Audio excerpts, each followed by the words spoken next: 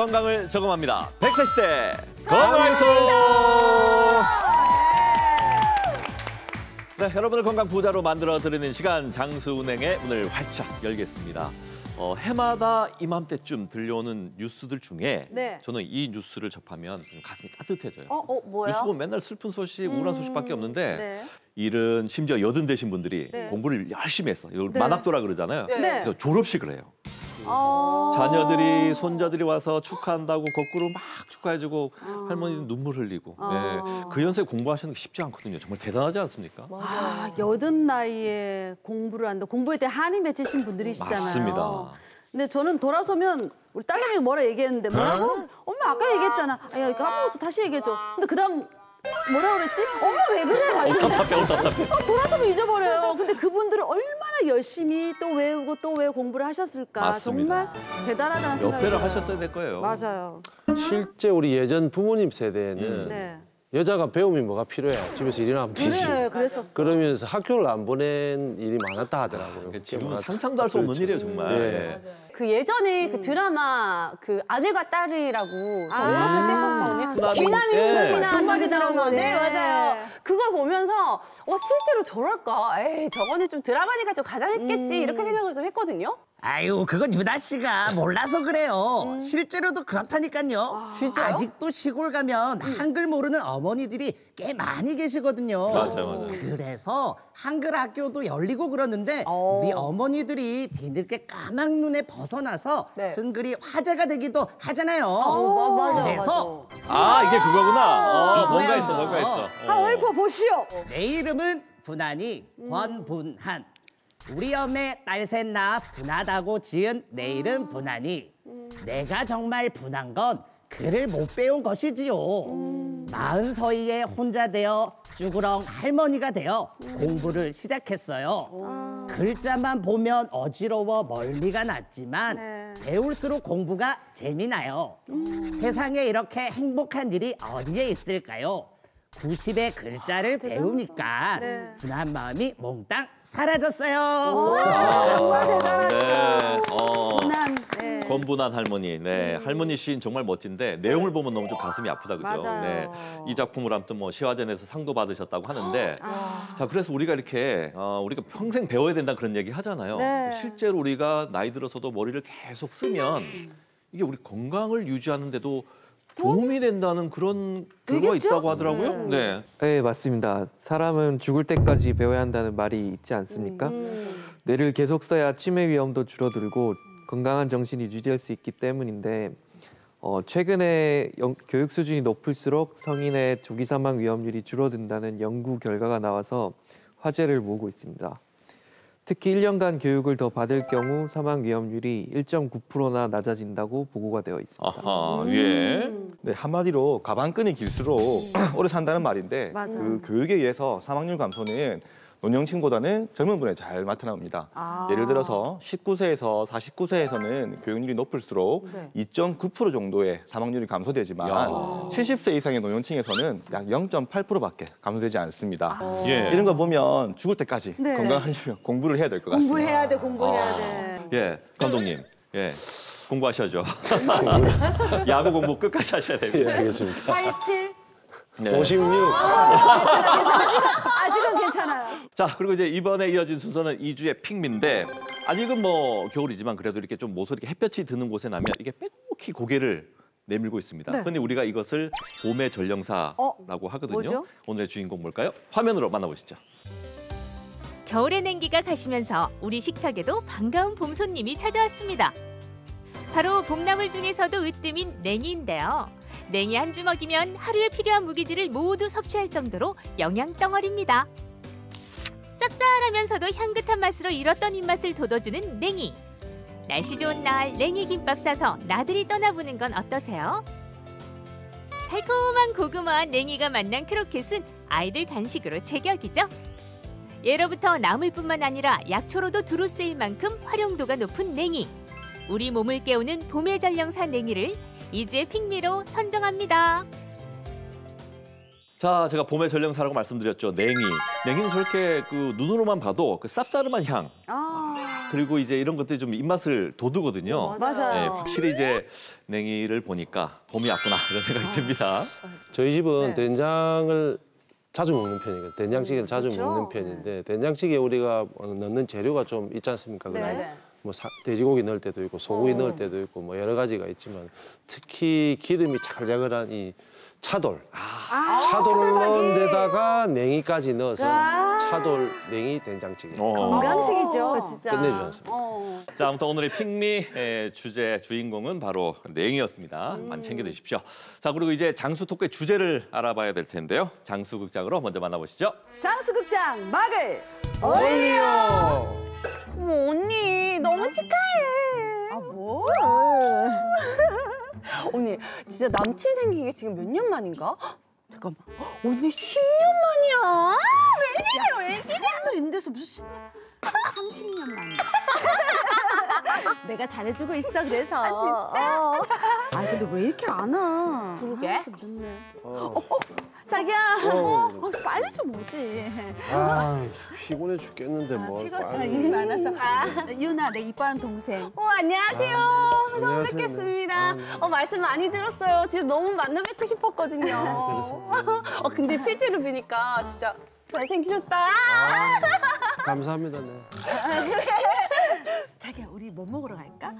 이건 저 짬뽕집 생겼는데 진짜 맛있대. 그거 먹으러 갈까? 좋아. 나 너무 좋아. 뭐 별로 땡기는 음식도 없고 뭐 피곤하고 죽겠어. 그러면 대충 먹고 그러면 우리 노래방 갈까? 유나 노래 진짜 잘해. 나 노래방 너무 아니 피곤해 죽겠다니까 무슨 노래방은 노래방이야. 집에 가서 자지. 자기야, 자기 자꾸 이렇게 나오면 나 진짜 어쩔 수 없어. 우리 헤어져. 그래? 그럼 난 피곤해서 이만 간다. 어머, 자, 자기 안녕. 진짜. 빠이빠이. 자기. 진짜. 날 사랑하기를 한 거니? 이게 뭔 일인데? 30년 만에 또 헤어져. 네, 장숙장 오늘 유난히 그 감독님 캐릭터가 너무 잘 맞는 것 같아요. 맞아요. 피곤해. 세상 만사 다 귀찮아. 예. 이 운동하시는 분들이 이제 그런 분들이 많은데 정말 그런데 이거 달고 다시는 분들이 있어요. 입만 꺼내 나 피곤하다고. 예, 정말 더, 옆에서 더 피곤해요. 이제. 근데 피곤해서 병원 가시는 분들이 있다는 얘기 들어보셨어요? 네, 실제로 병감이나 피로로 병원을 찾으시는 분들은 매년 3만 명이 넘어가는데요. 네, 놀라긴 하셨지만 생각보다 적다고 생각하시는 분들도 계실 거예요. 근데 실제 환자는 이보다 더 많다고 생각을 하셔야 합니다. 여러분의 경우를 생각해 보더라도 정말 피곤하고 힘들어도 병원에 가지 않고 그냥 휴식을 취한다든지 아니면 그렇죠. 에너지 드링크를 드시면서 스스로 해결하시는 경우가 많잖아요. 네, 그렇죠. 그렇기 때문에 실제로 병감이나 피로를 호소하시는 환자분은 훨씬 더 많다고 예상이 되는데 누구나 한 번쯤 극심한 피로감이나 무기력감을 느낄 수 있기는 하지만 이러한 것들이 일상에 지장을 줄 정도로 지속이 된다고 하면 병원 진료를 보시는 것이 좋습니다. 그게 맞구나. 아니 근데 좀 뭐 피곤하다고 병원까지 그거를 좀 가는 거는 조금 그거는 그냥 피곤하면은 좀 푹 쉬면 되거든요. 그런 분들은 좀 푹 안 쉬어서 그런 거 아니에요? 그게 뭐 병도 아니고 그렇지 않아요? 아유, 아주 젊어서 그래. 젊어서 그래. 푹 쉬면 되거든요. 어때요? 네. 피로는 이 지속되는 기간에 따라서 분류를 하는데 한 달 이상 지속되면 지속성 피로, 6개월 이상 지속되면 만성 피로로 분류를 합니다. 이 만성 피로를 앓는 사람 중에 한 2에서 5%를 만성 피로 증후군을 앓는다고 알려져 있는데 이 만성 피로 증후군은 미국 질병통제센터에서 이 기준을 제시할 정도로 질환, 즉 질병의 하나로 분류가 되고 있습니다. 질병이 맞구나. 예. 지금 말씀은 만성 피로와 만성 피로 증후군 이게 다르다는 건데 저는 같은 말이 아닌가 생각해요. 이게 실제 다른 겁니까?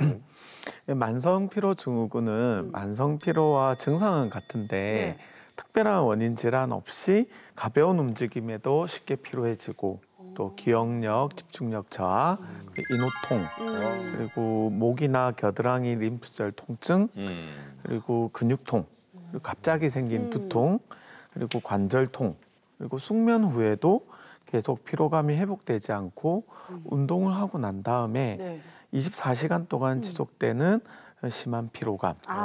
예, 그리고 책을 보면 눈앞에 줄무늬가 나타나는 등의 이런 증상이 나타나는데 제가 쭉 나열한 이 증상 중에 4가지에만 해당해도 만성 피로 증후군을 의심할 수 있고요. 그래서 이는 단순히 휴식을 취하는 것만으로는 낫지 않는 상태예요. 어머 죄송해지네 갑자기. 그 아니 병이네요, 병 맞네요. 그러니까 특별한 원인을 모른다고 하니까 좀 답답하긴 해요. 그래도 좀 유추를 해볼 수 있지 않을까요? 네, 우리 알겠지만 콩팥, 신장이라 불리는 네. 그 윗부분에 부신이라는 내부분 기관이 있습니다. 네. 그 부신에서 발생되는 부신 호르몬이 있는데 네. 보통 이게 부족하게 되면 부신 피로라고 하는 일이 생기게 되고 이는 우리가 알고 있는 만성 피로 증후군의 가장 큰 원인이 되기도 합니다. 부신 호르몬. 그리고 이 부신 호르몬 자체가 네. 부족하게 되면 얼굴이 좀 구석구석하다든지 검게 변한다든지 또는 입 주변에 중계 같은 점들이 생기면서 그런 것과 함께 우리 만성 피로 증후군이 동반되는 에디슨 병이 발생할 수도 있습니다. 이 병 같은 경우는 우리가 잘 알고 있는 미국의 존 F 케네디 대통령이 앓고 있던 병인데 이 병 자체가 좀 심각해지시면 뭐 설사라든지 구토, 탈수, 발열, 어지럼 등의 문제까지도 동반될 수 있습니다. 자, 그럼 만성 피로 증후군 이제 한의학에서 볼 때는 이게 원인이 어떻게 나오고 있습니까? 기저질환이 배제된 만성 피로 증후군의 경우 한의학에서는 부족하고 피로하다라는 의미의 허로병의 한 범주로 볼 수가 있는데요. 먹거리에서 바로바로 에너지를 낼 수 없으니까 필요한 거고 거기서 또 에너지를 축적할 수 없으니까 이게 이제 부족하다고 얘기를 하는 거거든요. 보통은 스트레스가 오랫동안 쌓여가지고 화병이 원인일 수도 있고 그다음에 과도한 육체 피로로 인해서 쌓일 수도 있고 그리고 잘못된 음식을 많이 오랫동안 섭취해서 몸에 독소가 쌓여서 생길 수도 있습니다. 특히 독소가 오래 쌓이는 경우에는 혈관이라든지 장기에 손상을 줄 수가 있기 때문에 몸의 신진대사라든지 혈액순환에 악영향을 줄 수가 있고 이렇게 되면 몸에 이제 그 피로와 그 무기력증을 유발할 수도 있게 됩니다. 이게 당장은 아무 문제가 없어 보이지만 장기적으로는 몸을 망가뜨리는 원인이 될 수 내버려두면 있습니다. 안 된다는 거지. 네. 그러면은 저도 생각을 해보니까 가끔 잠을 충분히 잤는데 뭔가 되게 이유 없이 피곤하고 그 무기력감도 굉장히 크고요. 또 무조건 몸이 이것저것 좀 아픈 느낌이 들 때가 있었거든요. 저는 그냥 그게 뭐 계절 탓이다, 날씨 탓이다 이렇게 생각을 했었는데 그럼 이것도 어떻게 만성 피로 증후군일 수가 있는 건가요? 네, 온몸이 아프다고 표현할 정도로 척추를 포함해서 전신에 통증이 있으면서 관절에 경직이 있고 무릎이나 발목 등이 저리거나 시린 증상이 있으면 섬유 근육통을 의심해 보셔야 하거든요. 이 섬유 근육통은 여성에서 좀 더 자주 나타나는 질환이고 난치성인데 여기서 문제는 이 섬유 근육통 환자의 70%까지가 만성 피로 증후군이 동반돼서 나타난다는 것이에요. 그래서 검사를 해도 이상이 나오는 거는 전혀 없기 때문에 꾀병으로 생각이 되는 경우들도 있고요. 일반적인 갱년기 증상으로 생각을 하거나 너무 피곤해서 생긴 근육통이려니 하면서 진단과 치료 시기를 놓치시는 경우들도 꽤 있습니다. 피곤하면 그러잖아요. 간 때문이야, 간 때문이야 이러면서 맞아요, 간 때문이라고. 간이 안 좋아서 그래 하고 뭐 간에 좋은 영양제, 피로 해소제 뭐 이런 것들 드시는 분들 많으시거든요. 일반적이죠. 네. 저도 그랬어요. 약국 가서 바로 그냥 그거 드세요 하시는 분들 쫙 드링크 쫙 마시면 좋다고 그러는데 그게 도움이 될까요? 어때요? 네, 사실 피로 해소제는 잘 아시겠지만 특별한 경우를 제외하고는 그렇게 도움이 되지 않습니다. 왜냐하면 우리가 잘 알고 있는 피로 회복제나 피로 해소제에는 카페인 성분이 들어가 있습니다. 맞아. 그 카페인 성분 자체는 사람들에게 일시적으로 조금 깨어 있게 하고 조금 밝게, 좀 날개가 좀 멍청하기보다는 밝게 만들어주는 약인데 환자분들께서나 사람들께서 이 약을 드심으로 인해서 계속 그게 깨어있는 느낌에 만족하게 되는 겁니다. 그렇다 보니 반복적으로 카페인 섭취를 하시게 될 때는 그 생활의 리듬도 깨어질 뿐더러 그로 더 피로를 유발하게 되고 악순환의 연속이 될 수 있습니다. 뭐 이제 좀 뭐 이렇게 휴가나 좀 쉬는 날에는 더 아프죠. 아파요. 그러니까 그래서 역마살이 끼어서 그래요.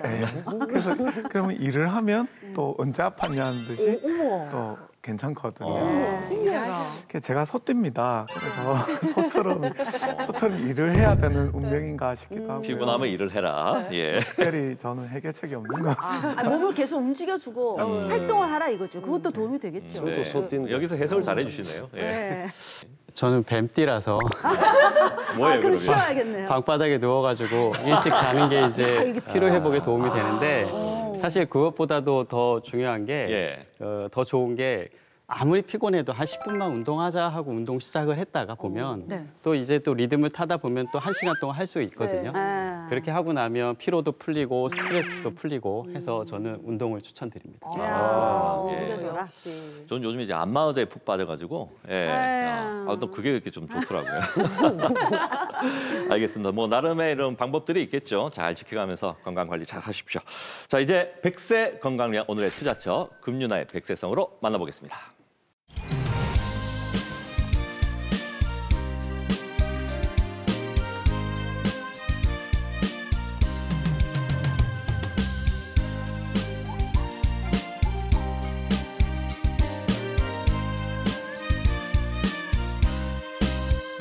손목이 아픈 분들 어서 오세요.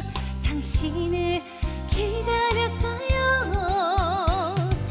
라이라이라 어서 오세요. 젖골에 충돌 멈춰요. 어디서 무엇하다 이제 왔나요.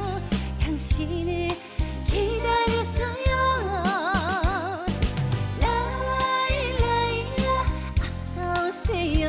이제는 수술하세요.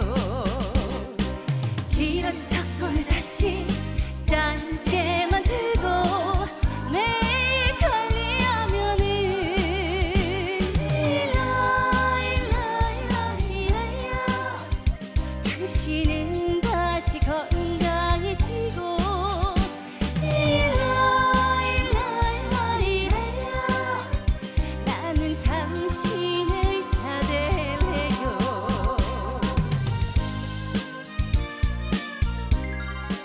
오늘의 투자처 문고리만 돌려도 손목이 찌릿찌릿. 네, 여러분 촉골 충돌 증후군을 아십니까?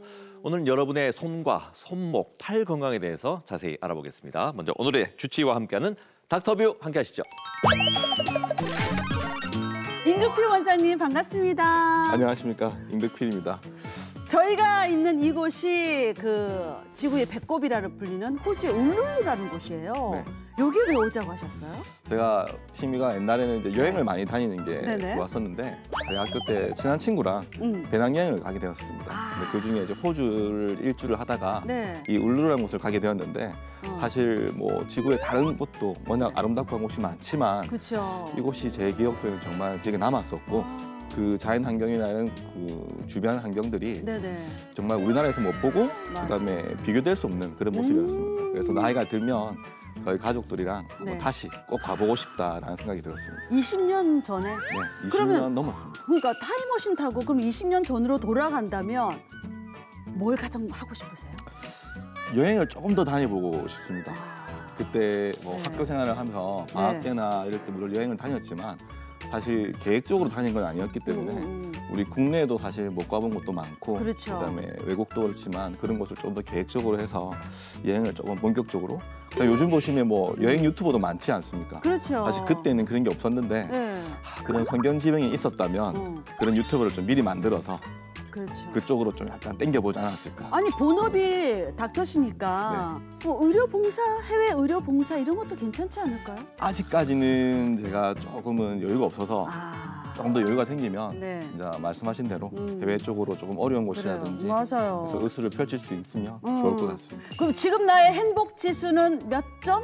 100점 만점에? 저는 92점 정도라고 생각합니다. 어머, 92점. 네. 사실 네. 지금도 만족은 하고 있지만 네. 나머지 8점을 비운 이유는 앞으로의 삶도 더 열심히 살고 그다음에 더 남아있는 저희 앞에 오실 환자분들이라든지 네. 그런 분들이 더 충실하기 위해서 8점을 비워놓고 네. 지금은 92점 정도라 생각하고 있습니다. 지금 마음가짐 제가 봤을 때는 거의 98점까지도 올라갈 수 있을 것 같은데 그래도 8점을 비워놓으시고 네. 채우기 위해서 노력하시는 그 임 원장님의 그 마인드가 멋있습니다. 네. 임극필 원장님의 그 미래를 제가 밝혀드리겠습니다.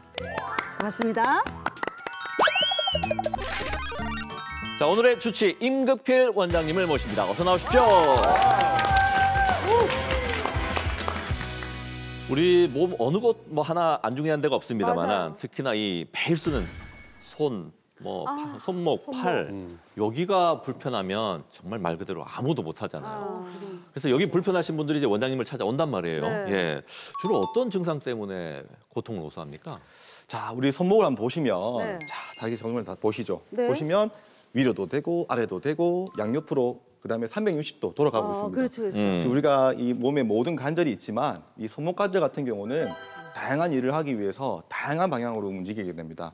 그렇다 보니까 작은 뼈들이 많이 구성되어 있고요. 네. 우리 인체에 200개가 넘는 뼈들이 있지만 그중에 약 4분의 1 가량이 우리 손목에 구성을 가지고 있습니다. 그렇다 보니까 다양한 질환들이 발생될 수 있는데요. 다양하게 발생 그중에 가장 불편한 거는 아무래도 통증이 가장 크고요. 맞아요. 그다음에 특정한 행동을 취하셨을 때 손목을 제낀다든지 아래로 꺾는다든지 아니면 또 아래쪽으로 이렇게 꺾는다든지 하느냐에 따라서 행동 제한과 통증으로 많이 불편감, 그리고 때로는 손바닥 쪽이나 이런 손끝 쪽에 저림감 때문에 불편하신 분들이 많이 있습니다. 그렇다 보니까 많이 아시겠지만 우리 손목 터널 증후군이라고 네. 그런 질환으로 많이 오시는 분들이 계십니다. 들어봤어요. 이게 진짜로 이렇게 손목 좀 시큰거리시는 분들 병원 가면은 그 방금 말씀하셨던 손목 터널 증후군이라고 하시는 분들 주변에도 굉장히 많이 있거든요. 네, 맞습니다. 사실 이 질환 자체가 많이 유명해지다 보니까 제가 진단하기도 전에 제 손목 터널 증후군 아닌가요? 이렇게 먼저 물어보시는 분들도 계십니다. 하지만 그분들 중에 반 정도는 아닌 경우도 있고요. 반은 맞는 경우도 있습니다. 네. 예를 들어서 손이 다 저리다고 해서 손목 터널 증후군이 아니고요. 보셨을 때 우리 엄지손가락부터 네. 네 번째 손가락 반까지, 즉 손바닥 쪽에만 저림감이 있을 때 우리가 손목 터널 증후군으로 의심해 볼 수 있습니다. 예를 들어서 손등이라든지 또 새끼손가락 같이 저리다면 다른 질환이 같이 동반된다든지 아니면 목 쪽이라든지 다른 경추 질환을 의심해 볼 수 있고요. 그렇기 때문에 이 증상으로 볼 수 있을 때는 저림감. 이후에 이 증상이 심해지시면 우리 어머니들 보셨을 겁니다. 자길 때 너무 손이 저려서 막 손을 턴다고 하세요. 눈물 저려서 그걸 못 참으셔서.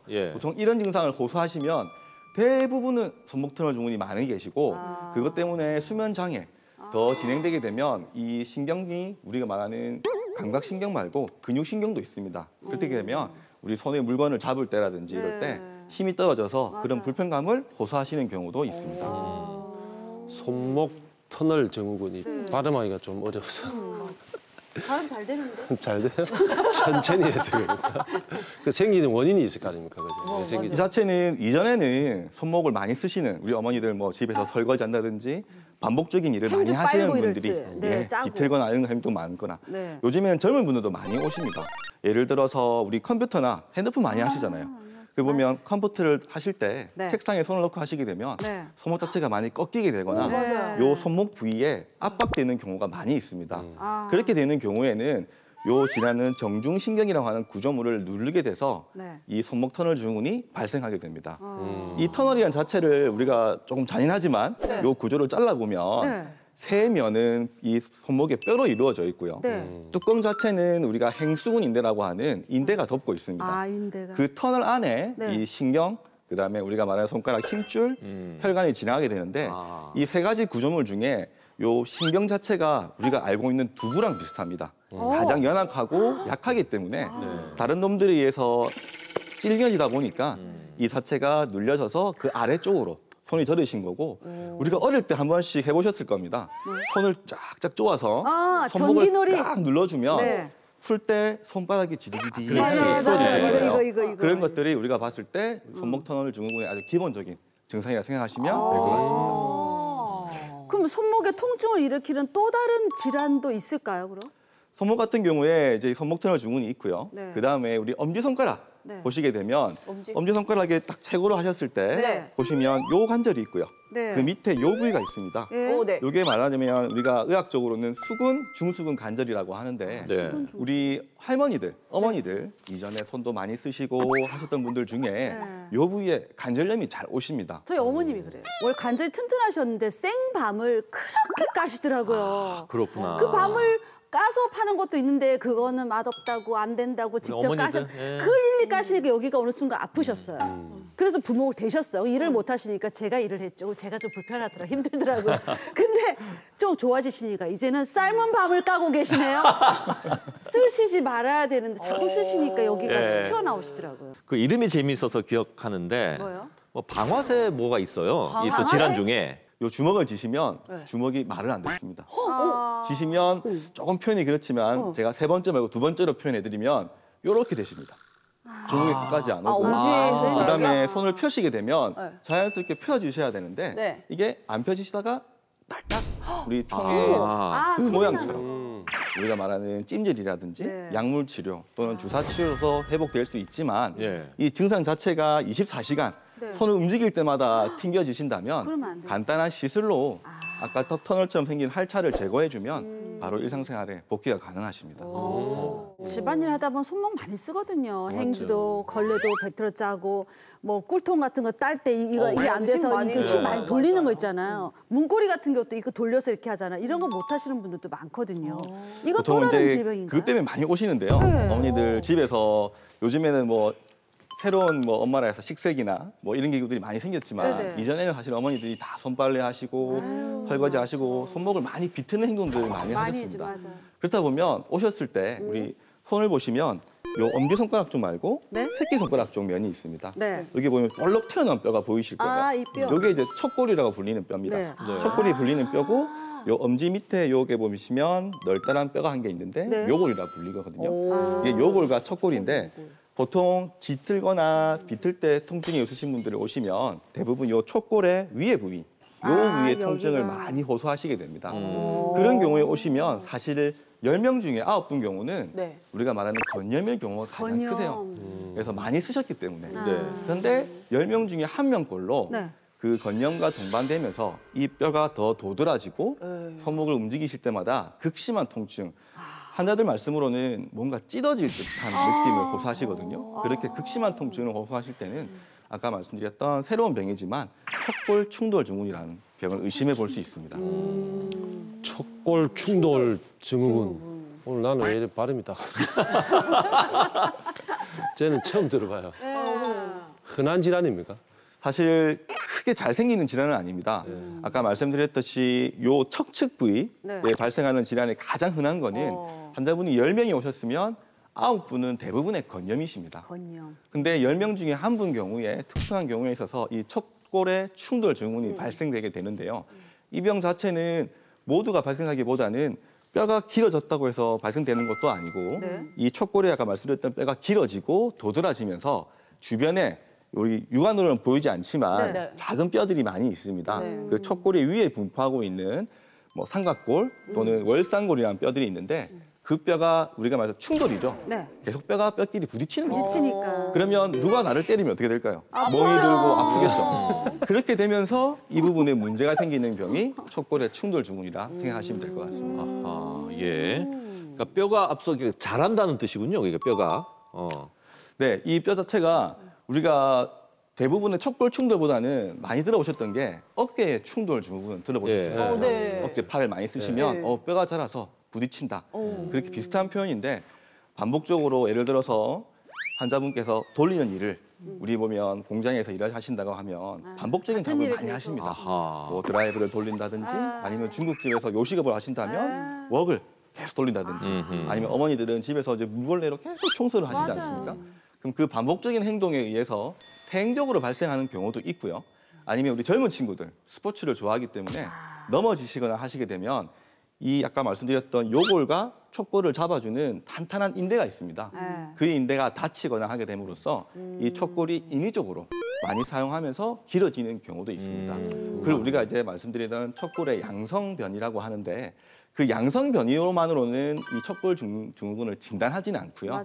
이게 양성변이가 존재하고 주변의 뼈에도 영향을 끼치게 되면 우리가 말하는 척골 충돌 증후군으로 진단을 하게 됩니다. 알겠습니다. 그렇게 이제 뼈가 자라기도 하는군요. 여기서 이제 환자 한 분을 만나볼 텐데 이분도 이제 손목 통증 때문에 엄청 오랫동안 고생을 하시다가 이제 원장님 만나서 치료를 잘 받았다고 합니다. 환자분 만나보고 오겠습니다. 하루 종일 쉴 틈 없는 손목. 중식당을 운영하는 이재명 씨는 매일 무거운 조리도구를 사용합니다. 사정이 이렇다 보니 손목은 늘 욱신욱신 아팠지만 직업병이려니 여기고 참아만 왔는데요.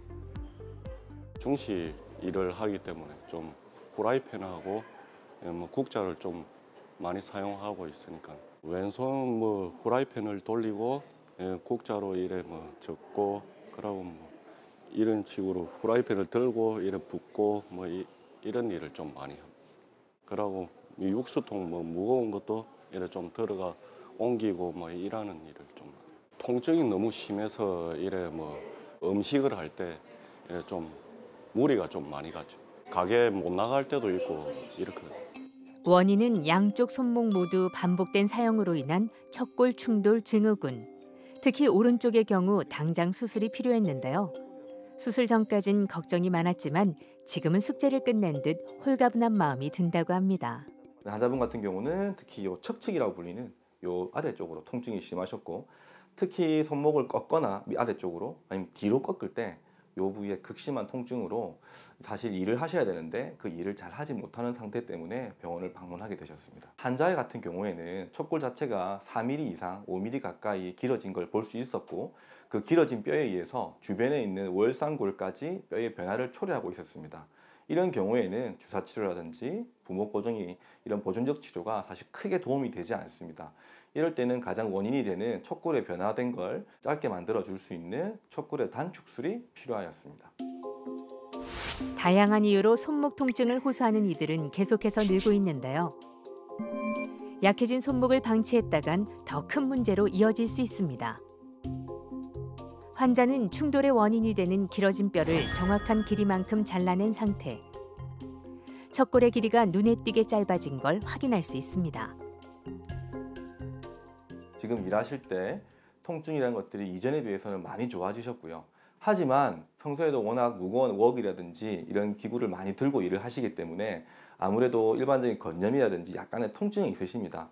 하지만 모형도 교정이 되었고 이전에 호소하셨던 손목을 꺾는다든지 척축으로 꺾을 때 발생할 수 있는 그런 극심한 통증들은 많이 사라졌기 때문에 그래도 이전보다는 편하게 현재 일을 하고 계십니다. 오른쪽 같은 경우는 그 튀어나온 뼈도 많이 줄어들었고 이제 정상적인 손목의 형태를 갖추지만 아직 왼쪽 같은 경우는 보시면 튀어나오고 이게 더 심해지면 이제 손목이 약간 비틀어지시기도 하거든요. 수술하고 나서 좀 좋아진 것 같아요, 예전보다는.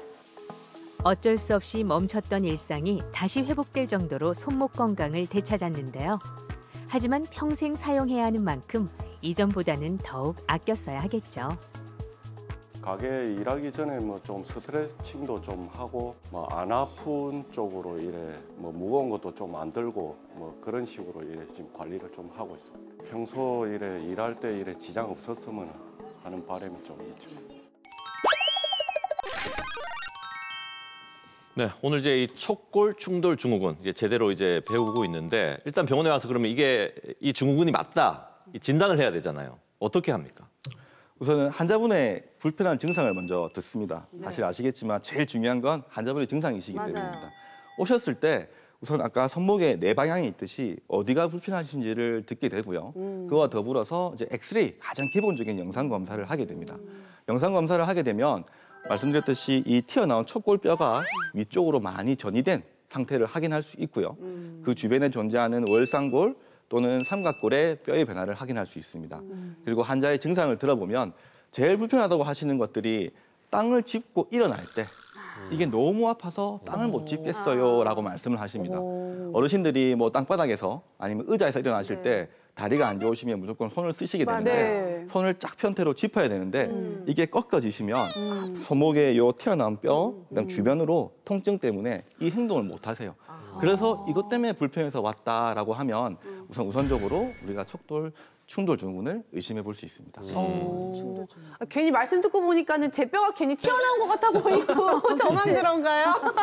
아니 근데 그러면 이 척골 충돌 증후군 진짜 어렵네요. 그러니까요. 이거 그러면은 이 치료는 어떻게 해주시는 거예요? 일반적으로 지금 금융관님께서 말씀하셨지만 뼈가 튀어나와 있고 변이가 있다고 해서 다 치료를 하지는 않습니다. 그렇게 오셔도 전혀 증상이 없는 분들이 많이 계십니다. 하지만 그 증상이 더 심해지시거나 말씀드렸듯이 주변의 뼈의 변화를 일으키게 되면 그런 통증을 유발하게 되는데 그런 경우에서는 가장 먼저 하는 게 항상 부목 고정입니다. 우선 많이 쓰기 때문에 이 손목의 측면으로 우리가 말하는 부목을 대서 손목의 사용을 최소한 줄여드리고요. 간혹 통증이 너무 심한 경우에는 스테로이드 약을 섞어서 주사 치료를 병행하기도 합니다. 하지만 아까 말씀드렸듯이 뼈 자체에 변화가 왔기 때문에 그 변화가 지속되거나 근본적인 게 치료되지 않기 때문에 그럴 경우에는 수술적 치료로 이 병을 치료할 수밖에 없습니다. 그럼 수술을 어떻게 해야 돼요? 수술 자체는 길어진 척골을 줄이는 겁니다.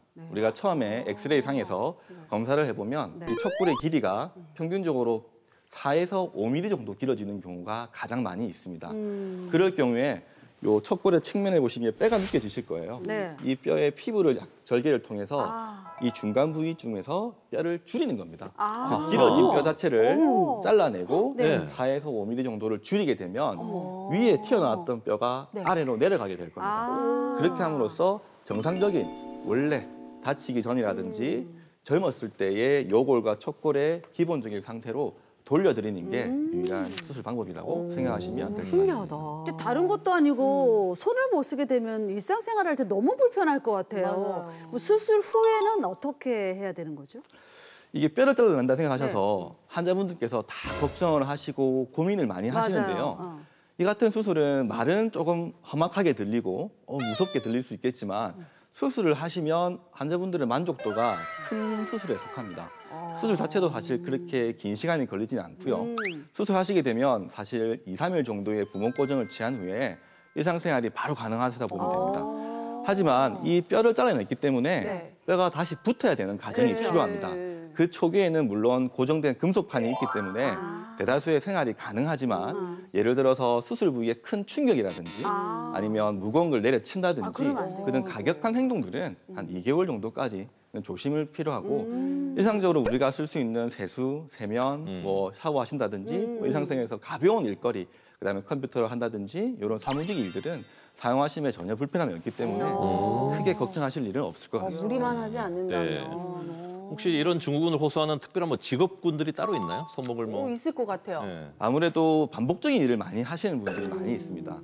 어머니 같은 경우나 우리 할머니 세대에서는 집안일을 많이 하시거나 아유 끝도 아니면 없어 끝도 없어 집안일을. 우리가 이제 제조업 국가였다 보니까 반복적인 일을 많이 하시는 분들이 많이 계셨고요. 근데 요즘에는 젊은 분들은 아무래도 스포츠, 운동이 많아지지 않습니까? 맞아요. 그렇게 되면 반복적으로 넘어지면서 이 손목이 삔다고 생각하시는데 이게 우리가 발목을 삐거나 손목을 삐는 것처럼 단순 염자도 있을 수는 있지만 아까 말씀드렸던 넘어지면서 이 뼈 두 개를 잡아주는 탄탄한 인대가 다치게 된다면 그 인대가 다친 이후에 부가적으로 이 병 자체가 진행될 수 있습니다. 그럼요. 이게 좀 너무 아프다 싶으면은 바로 병원으로 가는 게 가장 좋겠지만 임시방편으로 이렇게 보통 마사지를 받는다거나 아니면 파스 붙이는 경우들도 많잖아요. 이것도 어떻게 도움이 좀 되는 건가요?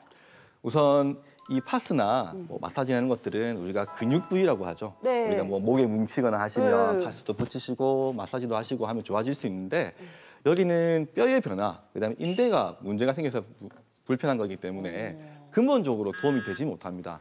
하지만 통증이 너무 심한 경우에는 파스를 붙임으로써 그의 진통 효과 때문에 조금 편해지거나 그런 느낌을 가질 수는 있으십니다. 손목이 일시적으로 조금 아픈 건지 아니면 척골 충돌 증후군인지 이거 판단하는 게 중요할 것 같은데 맞아요. 병원 안 가고 좀 자가진단법 좀 있을까요? 간단하게 할 수 있는 방법은 우리 손목을 보시면 딱 들 수 있습니다. 요 상에서 가볍게 주먹을 쥔 상태에서 손목을 우선 손등 쪽으로 세게 제껴주십니다. 그다음에 사실 이 자체가 혼자 하시기는 조금 어려운 행동일 수 있는데 여상에서 우리가 말씀드린 척골 요 뼈 쪽으로 꺾어주시는 겁니다. 뒤쪽과 이쪽입니다. 사실 혼자서 하시기는 좀 어렵지만 옆에 누가 계신다면 요 책상에 팔꿈치를 대고 눌러주시고 뒤로 꺾어주셨을 때 요 부위에 통증이 심하다면 혹시나 내가 척골 충돌 증후군이 아닐까 의심해 볼 수 있으시고요. 아니면 더 간단하게 볼 수 있는 게 땅바닥에 손을 그냥 짚어보시는 거죠. 짚어봤을 때 요 튀어나온 뼈 주변에 통증이 있다면 한 번쯤 의심해 볼 수 있을 것 같습니다. 없습니다. 네. 근데 이 평소에 손목도 아껴 쓰는 게 참 중요할 것 같아요. 이게 어떻게 손목 좀 질환 예방할 수 있는 그런 방법 좀 어떻게 안 될까요? 알려주시면. 예방법이라면 제가 드릴 수 있는 거는 아껴 쓰시는 겁니다.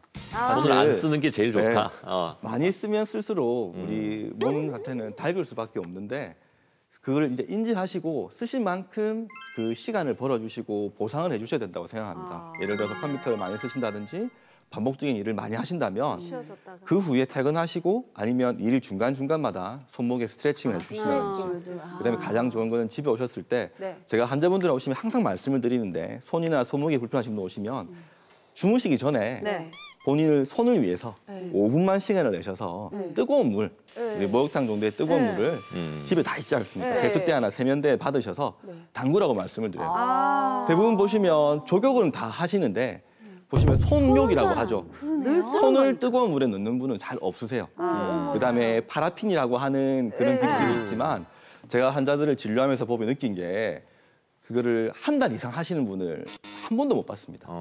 너무 그 시간이 지겹고 그다음에 준비하는 시간이 길기 때문에 그렇게 하면 유지 기간이 짧게 오래 못 하시기 때문에 저는 항상 오시면 퇴근하거나 쉬실 때 뜨거운 물에 TV 보고 쉬실 때도 멍 때리지 마시고 뜨거운 물에 손 넣어서 찜질해 주시고 불편한 부위 스트레칭 해주시는 게 아마 가장 좋지 않을까 생각을 하고 있습니다. 따뜻하게. 이 우리 자녀들에게 챙겨 드려야 되겠다. 맞아요. 오늘 다양한 이 손목 질환에 대한 증상을 얘기해 주셨는데 저건 내 증상이야. 분명 그러시는 분 계실 거예요.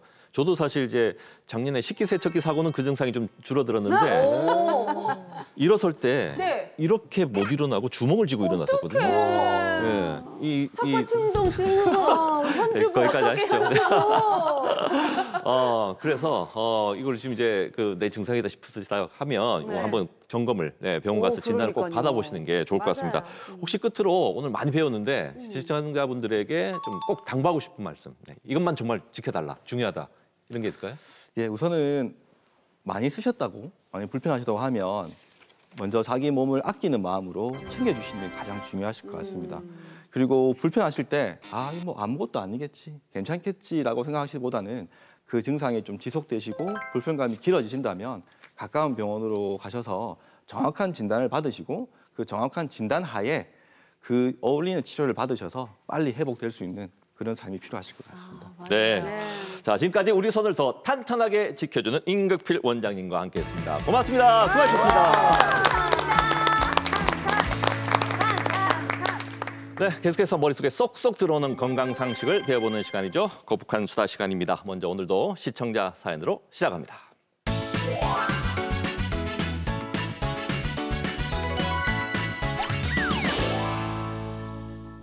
네, 안녕하세요. 저희 부부는 올해 결혼 15주년을 맞았습니다. 30대 초반에 뜨겁게 사랑하고 결혼했죠. 결혼 전에 약속했던 게 하나 있는데 싸우더라도 절대 각방을 쓰지 말자는 거였어요. 그래서 대파 싸웠던 날도 어쨌든 한 침대에서 잠들긴 했는데요. 그런데 이제 싸우고 말고를 떠나 한 침대에서 자는 게 너무 힘든 거예요. 남편이 코골이가 너무 심하거든요. 정말 심할 땐 제가 거실에서 자곤 했는데 이참에 내 방을 가져볼까 하고 친정 엄마에게 말했다가 혼쭐 났습니다. 너가 보고 무슨 일 있나? 각방을 쓴다고 그 뭔 소리고? 내 눈에 흙이 들어가기 전까지 절대로 안 된다. 아니, 이게 그리 큰일일까요? 따로 자는 게 건강에 더 좋을 때도 있다던데 어떤가요? 부부는 싸워도 한 이불을 덮고 자야 한다. 그런데 이 말이 무색하게 각방을 쓰거나 침대를 따로 쓰는 부부가 많다고 합니다. 원장님들 다들 기혼이신데 같은 침대에서 주무시나요? 저희는 그 에어컨 온도가 저랑 애들이랑 와이프랑 맞지가 않아서 따로도 잡았는데 눈을 뜨면 다 같이 제 침대에 다 와 있더라고요. 저도 같은 침대에서 자고 있는데요. 그 예전에 이제 큰애 낳고 나서 아기가 이제 밤에 한 3개월 정도는 수유 때문에 2시간마다 이제 일어나가지고 수유를 해야 되거든요. 그때 이제 남편이 다음날 출근을 해야 되기 때문에 그때 잠시 각방을 썼던 적은 있었습니다. 막내한테 아내 옆자리 뺏긴 지 15년 됐습니다. 중학교 때 돌려주기로 했는데 아직 돌려주지 않는 걸로 봐서는 언제 돌려줄지 모르겠습니다. 아, 그렇군요. 자고로 잠은 편하게 자야 하잖아요. 그래서 따로 자는 부부도 많다던데 어떤가요? 실제 부부의 3분의 1 이상이 침대를 따로 쓰거나 각방에서 자는 것을 뜻하는 수면 이혼을 선택한다고 합니다. 그래서 부부가 침대를 같이 쓰면은 뭐 안정감, 편안함을 느낄 수 있지만 배우자가 코를 곤다든지 자꾸 뒤척이면은 이제 사정이 달라지는데요. 실제 사람은 잘 때 평균 40에서 60번 정도 움직이는데 함께 자는 부부의 뇌 스캔을 통해서 우리가 수면 상태를 확인해 보니까 이들은 숙면 단계로 진입하기가 어려웠습니다. 그렇게 되면은 코르티졸 호르몬이 분비량이 늘어나서 식욕을 높이고 지방이 분해되지 않아가지고 쉽게 살이 찌고요. 수면은 또 대사성 질환과 아주 밀접한 관련이 있는데 그래서 이럴 경우에는 차라리 따로 자는 게 낫지 않을까라고 여겨지고 있습니다. 아니 그런데 신혼 때 부부가 이렇게 꼭 안고 잠을 잤는데 나이가 드니까 남편이 밤중에 화장실을 들락날락해서 따로 잔다는 부부가 많다고 하더라고요. 그게 사실인가요? 네, 맞습니다. 한밤중에도 자다가 한두 번씩 혹은 많으면은 3번, 4번씩 일어나서 화장실 들락거리시는 남편분들 많으신데요. 이거는 70대가 되면 거의 대부분의 남성이 겪는다고 하는 전립선 비대증 때문일 가능성이 있거든요. 전립선은 20g 정도 호두알 사이즈의 작은 기관인데 나이가 들수록 점점 비대해지는 경향이 있을 수 있습니다. 개인에 따라 조금 다를 수 있는데 너무 커지면 주먹만한 사이즈가 되기도 하고 이러면 이 전립선이 방광을 자극해서 볼일을 좀 자주 보게 되시는 거거든요. 그러면은 아무리 이제 인고 부부고 금술이 좋은 부부라고 하더라도 이제 아내의 수면에 방해가 될 수 있기 때문에 하지만 전립선 이상으로 인해서 일상에 지장이 있다고 하시면 따로 자는 것보다는 먼저 병원에 방문하시는 게 우선이라고 생각이 됩니다. 당뇨병이나 고혈압 같은 심한 기저질환이 배우자에게 있는 경우에는 심혈관 질환으로 악화될 수가 있습니다. 심장마비를 일으킬 수 있는 심혈관 질환은 주로 새벽이나 이른 아침에 악화되는 경우가 많은데요. 한번 시작이 되게 되면 극심한 통증으로 인해서 작은 소리도 낼 수 없기 때문에 가족도 모르는 경우가 많습니다. 늦게 발견될수록 사망에 이르는 경우가 많기 때문에 주의해야 합니다. 그리고 폐쇄성 수면 무호흡증을 가지고 계신 분들은 수면 중에 갑자기 호흡을 멈출 수가 있기 때문에 부부가 함께 자면서 잘 살피는 것이 좋겠습니다. 역시 자면서도 날 걱정해주는 건 옆에 있는 우리 자기뿐이라는 사실을 기억하면서 신혼 때처럼 알콩달콩 꼭 붙어서 잠들자고요. 여러분, 거북한 수다 다음 주에 또 만나요. 안녕. 네, 오늘도 저희와 함께해 주신 여러분 진심으로 감사드립니다. 남은 하루 활기차고 또 힘차게 무엇보다 건강하게 보내시고요. 저희는 다음 시간에 다시 인사드리겠습니다. 그때까지 100세 시대 건강이소! 프로그램에 참여하신 분들께는 근육이 미래다 크로노스짐에서 선글라스를, 자연주의 키라니아에서 천연 성분 염색제와 기능성 샴푸를, 메디오로에서 여성들을 위한 퍼퓸 미스트를, 동화 속 힐링 카페 송종 올드머그에서 상품권을 드립니다.